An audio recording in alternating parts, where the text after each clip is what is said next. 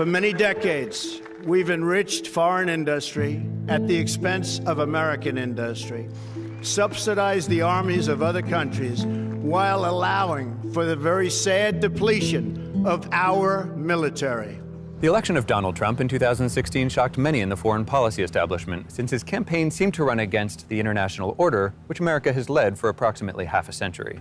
There was no longer any Reagan vision of the world in which democracy is worth protecting and kindling in other countries. It's the upending of 70 years of American bipartisan foreign policy and national security policy. Experts had reason to be concerned. For decades, they've broadly agreed that the world urgently requires American leadership. In general, Republicans want to establish America's military dominance and promote peace through strength, while Democrats want to work with American allies and organizations like the UN to promote democracy and establish security that way. But they both agree that Americans should take primary responsibility for guaranteeing stability across the globe.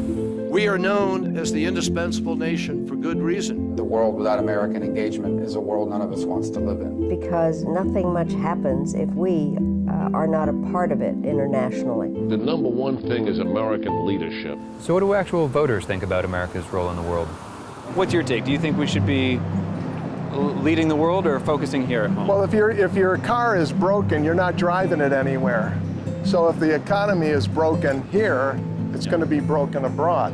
I mean, obviously, I think, issues here at home are more important than foreign issues. Do you think we should be in Iraq and Afghanistan right now? I personally don't think so. I mean, it obviously creates revenue for the country, but we have a lot of things here that need done and a lot of children that need fed and better schools, but without keeping our relationship strong with the world, we can't get that done either. I don't think that we need to go in there and bomb people. I think we need to protect people. We should not be spending tons of money on the military.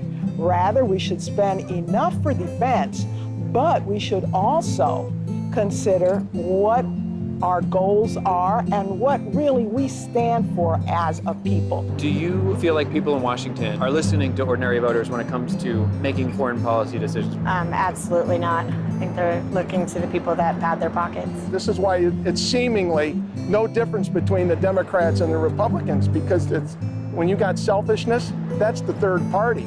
They need to listen more, because we are the people that put them in office, and we are the people that could get them out of office. That world, the Washington world, the decisions they make feel so far away from what's going on, here at least.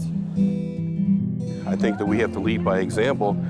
So America has to have a presence. We have to lead. We have to show other countries how to do it, but not necessarily do it for them. The whole world looks up to us, and we do have to stay involved in it. That's the obligation we have as a world power. I think that's the most important thing. Setting a good example for the rest of the world so that we can be leaders. Because how can you look up to a leader who disrespects other countries and the way they do things? America is still very much the world's only superpower. Other countries still look to us to lead. Yet Americans are starting to believe that leadership is more about the power of example than about trying to change the world.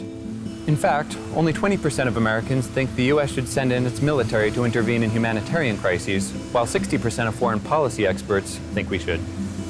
A large majority of Americans told us that leadership is about the power of example rather than about an interventionist foreign policy. So in the coming years, American voters are likely to demand the kind of international leadership that's concerned less with shaping the world in our image and focused instead on modeling a more perfect union here at home.